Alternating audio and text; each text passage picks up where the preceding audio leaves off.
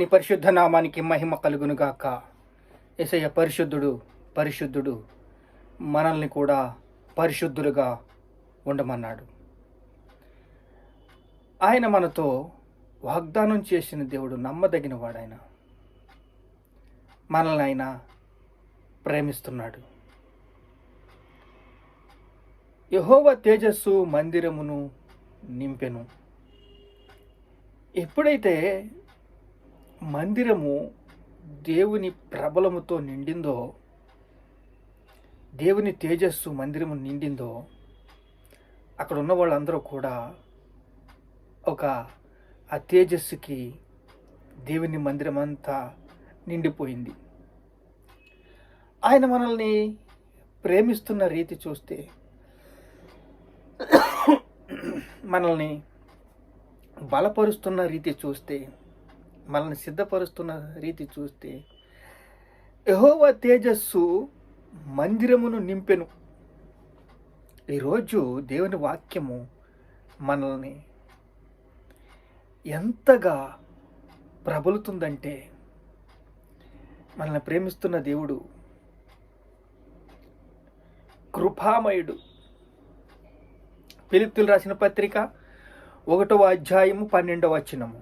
సహోదరులారా, నాకు సంభవించిన సువార్త మరి ఎక్కువగా ప్రబలుముటకై సమకూడెనని మీరు తెలుసుకొనుగోరుచున్నాను.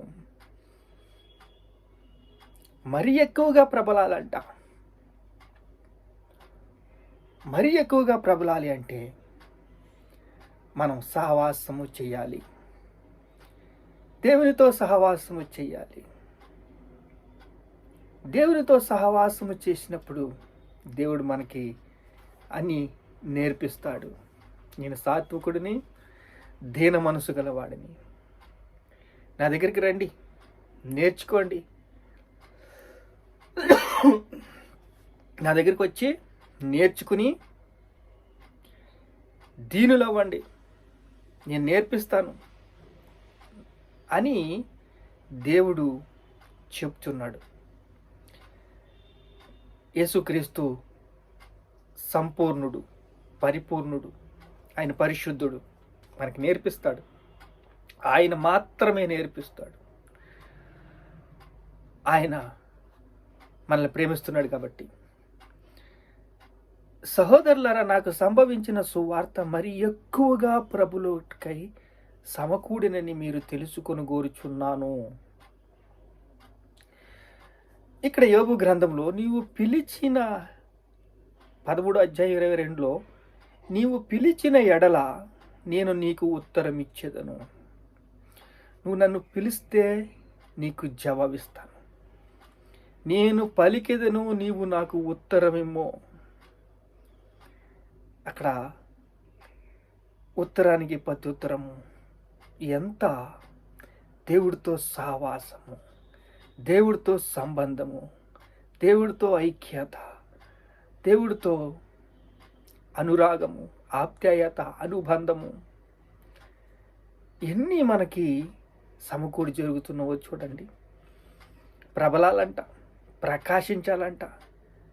ఒక లైటు ఎలగాలని దేవుడు కోరుతున్నాడు. నువ్వు లేవాలి, సువార్త వ్యాప్తి చెందాలి.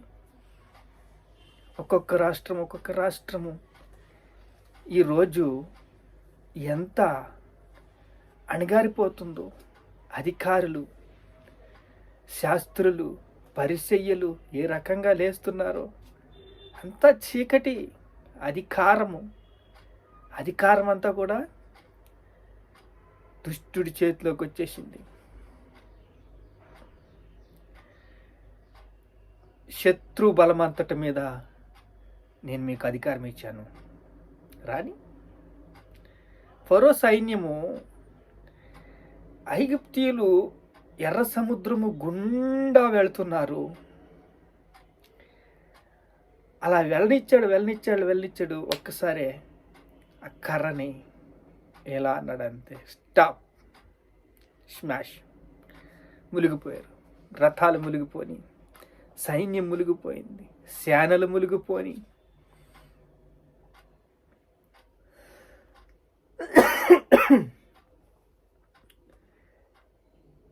సువార్త మరీ ఎక్కువగా ప్రబలాలని పౌలుకు ఇచ్చ బంధకాల్లో ఉన్నాడు. సౌలు ఎక్కడున్నాడు? బంధకాల్లో ఉన్నాడు, చెరలో ఉన్నాడు. చూడండి, నేను పలికెదను, నీవు ఉత్తరమిమ్ము. నువ్వు నాతో మాట్లాడాలి, నేను నీతో మాట్లాడాలి. అర్థమవుతుందా? నేను నీతో మాట్లాడాలి, నువ్వు నాతో మాట్లాడాలి. సువార్త ప్రబలాలి అంటే నా దగ్గరికి రండి, నా దగ్గరికి వచ్చి నేర్చుకోండి. ప్రతి యేసు క్రీస్తు రక్తములో కడగబడిన ప్రతి వారికి అభిషేకం ఇచ్చాడు. ఈరోజు పవర్ ఇచ్చాడు. ఆ పవరు వింటలేదు. నువ్వు చెప్తే నేను వినాలా అని దుర్దుద్దేశంలో ఉన్నారు. కాఫీ అంటున్నారు, బ్రూ అంటున్నారు. నువ్వు చెప్తే నేను వినాలా అనే ఉద్దేశంలో ఉంటే ఇంకా దేవుడు ఏం చెప్తాడు? ఒక్కొక్క రాష్ట్రం ప్రబలాలి అని, భారతదేశాన్ని అర్పణగా ఇవ్వాలని దేవుడు కోరుతున్నాడు. భారతదేశాన్ని ఒక వేదికగా చేసుకుని ఖాండాలన్నీ నింపాలని దేవుడు కోరుతున్నాడు. సరిహద్దులు సాలపరుచుకోండి, మీకు నేను తోడుగా ఉంటాను, ఈ కీడు రాకుండా కాపాడుతాను. ఇన్ని దేవుడు మనకి ప్రణాళికలు సమకూడుస్తుంటే మనకేమో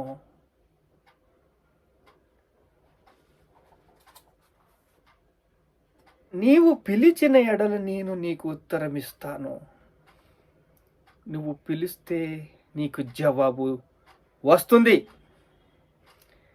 నేను పలికెదను, నీవు నాకు ఉత్తరమిమ్ము. జవాబు చెప్పు, నాతో మాట్లాడు, సూటిగా మాట్లాడు. మాట్లాడతావా? మాట్లాడు. మరి దేవుడు కోరుతున్నాడండి. తాను ప్రాణం పెట్టి ప్రతి క్రైస్తవుడిని అడుగుతున్నాడు. నేను కాపర్ల గురించి చెప్పటంలే, ప్రతి క్రీస్తు రక్తంలో కడగబడిన ప్రతి ఒక్కరికి ఇది చెందుతుంది. ప్రాణం పెట్టాను, రక్తం కార్చాను, కొట్టబడ్డాను, దున్నబడ్డాను, చీల్చబడ్డాను. ఏది మీ ఫలాలు? దేవుడు అడుగుతున్నాడు. ఇప్పుడు న్యాయాధిపతులు 6వ అధ్యాయంలో ఏ రకంగా 18 సంవత్సరాలు దాసులైపోయారో, 22 సంవత్సరాలు దాసులైపోయారో అందరికీ తెలుసు. వాక్యము ఎందుకు దాసులయ్యారు, దేనికోసం దాసులయ్యారు, ఎందుకు వాళ్ళ కింద అణిగిమణిగి ఉండాలి? లేవాలి, ఈరోజు నాతో మాట్లాడాలి. నీవు పిలిచిన ఎడల నేను నీకు ఉత్తరం ఇస్తాను. నేను పలికెదనో నువ్వు నాకు ఉత్తరమేమో. దావీదు చురుకైన వాడు. దావీదు చాలా చురుకైన వాడు. వింటాడు, నడుస్తాడు. దావీదు కుమారుడా అని అందుకే పేరొచ్చింది. చూడండి, విశ్వాసము లేకుండా దేవుడికి ఇష్టడై ఉండంట అసాధ్యము. వింటూ నేర్చుకోండి. ఫస్ట్ ఎప్పుడైతే మీరు వింటారో, విన్న వాక్యము మీ హృదయంలో ఫలిస్తుంది, ఆ వాక్యం ప్రబలుతుంది. ఇక్కడ పౌలు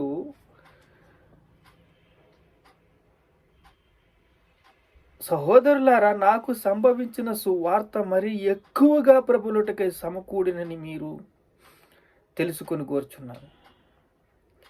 పని చేసేవారు దేవుడు ఇష్టపడతాడు. పని చేసేవారు దేవుడు ఇష్టపడతాడు.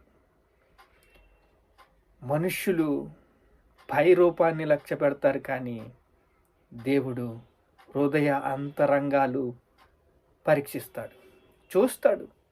నా ప్రియమైన వారులారా, నా బిడ్డలారా, ఇప్పుడు దేవుడు ఎవరిని నమ్మాడు? నోహావుని నమ్మాడు. అంతా కూడా నోహావుకు అప్పగించాడు. వాడ కట్టమన్నాడు. పని చక్కగా చేశాడు నోహావు. పని చక్కగా చేశాడు దావీదు. పని చక్కగా చేశాడు పౌలు. ఇప్పుడు నిన్ను అడుగుతున్నాడు, నన్ను అడుగుతున్నాడు. నేను పిలిచిన ఎడల, యోబు గ్రంథము 13వ అధ్యాయము 22వ వచనము, నేను పిలిచిన ఎడల నేను నీకు ఉత్తరం ఇచ్చేదను, నేను పలికెదను, నువ్వు నాకు ఉత్తరం ఇవ్వాలి. వినాలి, ఫస్ట్ విని నేర్చుకోవాలి. వినాలి, నాకు జవాబు ఇవ్వాలి. నా దగ్గర వినాలి, నాకు జవాబు ఇవ్వాలి. వింటే సరిపోతుందా? జవాబు ఇవ్వాలి. ఆగమంటే ఆగాలి, కూర్చోమంటే కూర్చోవాలి, నించో ఉంటే వాళ్ళు నించోవాలి. నేను సాత్వికుడను, దీన మనస్సు గలవాడను. మత్తయి సువార్త 11వ అధ్యాయం 29వ వచనము. నేను సాత్వికుడును, దీన మనస్సు గలవాడు. నా యొద్దకు వచ్చి నేర్చుకోండి. మీరు చక్కగా కూర్చోండి, నేర్చుకోండి. నేర్చుకుని వెళ్ళి చెప్పండి.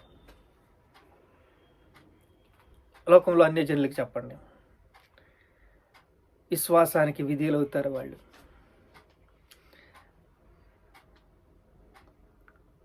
ప్రబలాలంట, వెలగాలంట. ప్రార్థన చేసుకుందాం. మహాపరిశుద్ధుడు తండ్రి, పౌలు శ్రమల్లో ఉన్నాడు, బంధకాల్లో ఉన్నాడు, బందీ గృహంలో ఉన్నాడు. కానీ గొప్ప సందేశాన్ని ఇస్తున్నాడు. ప్రభువా, నీకు స్తోత్రాలు, స్తోత్రాలు, స్తోత్రాలు. మాతో మాట్లాడు నాయన. నేను మీతో మాట్లాడాలి, మీరు మాతో మాట్లాడాలి. స్వరక్తం ఇచ్చి కొన్నవయ్యా. అయ్యా, లోకమంతా నశించిపోతుంది. నశించిపోతున్న ఆత్మల పట్ల భారము కలిగి ఉన్నావు తండ్రి. నీకు స్తోత్రాలు, స్తోత్రాలు, స్తోత్రాలు. ఘనత, మహిమ, ప్రభావాలు మీకే చెల్లిస్తున్నావు తండ్రి. ఆమేన్.